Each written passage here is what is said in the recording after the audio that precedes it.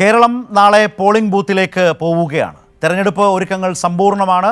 വോട്ടെടുപ്പ് നാളെ രാവിലെ 7 മുതൽ വൈകിട്ട് 6 വരെ. നിശബ്ദ പ്രചാരണ ദിവസമായി ഇന്ന് പരമാവധി വോട്ടർമാരിലേക്ക് എത്തുന്ന തിരക്കിലാണ് സ്ഥാനാർത്ഥികളും മുന്നണികളും. 23 ദിവസം മാത്രം നീണ്ട പരസ്യപ്രചാരണത്തിൻ്റെ തുടക്കം മുതൽ ലഭിച്ച മുൻതൂക്കം അവസാന ലാപ്പ് വരെ നിലനിർത്തിയതിൻ്റെ ആവേശത്തിലാണ് LDF ക്യാമ്പ്. വിവരങ്ങളുമായി ഞങ്ങളുടെ പ്രതിനിധികൾ ചേരുകയാണ്. ആദ്യം തിരുവനന്തപുരത്ത് നിന്ന് ദിൽന ചേരുന്നു.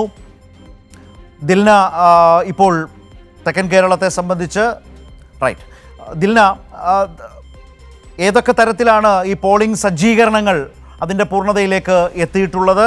വിശദാംശങ്ങൾ എങ്ങനെയാണ് പങ്കുവെക്കാനാവുന്നത്?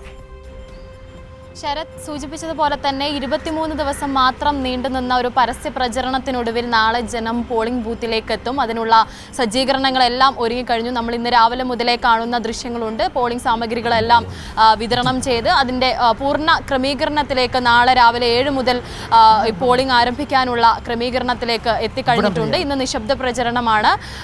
ഈ പറയുന്നത് പോലെ സ്ഥാനാർത്ഥികളെല്ലാം തന്നെ കൃത്യമായി പ്രോട്ടോകോൾ, തിരുവനന്തപുരത്തെ സംബന്ധിച്ച് കൃത്യമായി പ്രോട്ടോകോൾ പാലിച്ച് തന്നെയാണ് ഓരോ വോട്ടർമാരുടെ അടുത്തും ഓരോ ജനത്തിൻ്റെ അടുത്തും ചെല്ലുന്നത്. നമുക്കറിയാം, നാളെ തിരുവനന്തപുരം ജില്ലയിൽ 3173 ബൂത്തുകളാണ് സജ്ജീകരിച്ചിട്ടുള്ളത്. അതിൽ എല്ലാ തവണത്തെയും പോലെ പിങ്ക് ബൂത്ത്, യൂത്ത് ബൂത്ത്, ഹരിത ബൂത്ത് തുടങ്ങിയിട്ടുള്ള പ്രത്യേക ബൂത്തുകളും സജ്ജീകരിച്ചിട്ടുണ്ട്. അത്തരത്തിൽ വലിയ ക്രമീകരണങ്ങളാണ് ഇതിനോടകം തന്നെ നടത്തിയിട്ടുള്ളത്. ഇനി ജനം പോളിംഗ് ബൂത്തിലേക്ക് എത്തുകയാണ്. സ്ഥാനാർത്ഥികളെ സംബന്ധിച്ചും വലിയ ആത്മവിശ്വാസത്തിലാണ്.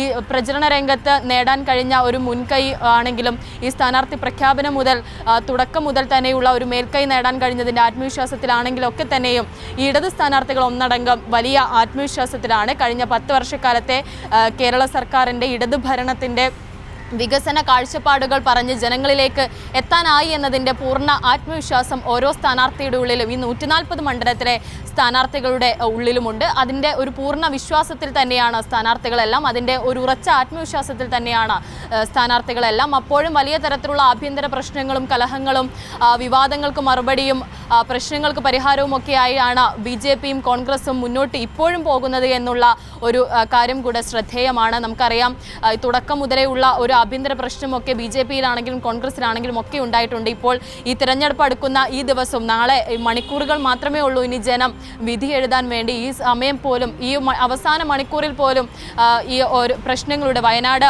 പുനരധിവാസമാണെങ്കിലും ഹരിയാന കോഴ വിവാദമാണെങ്കിലും ഒക്കെ അതിന് മറുപടി പറയുകയാണ് സ്ഥാനാർത്ഥികൾ, കോൺഗ്രസ് സ്ഥാനാർത്ഥികൾ ഒന്നടങ്കം.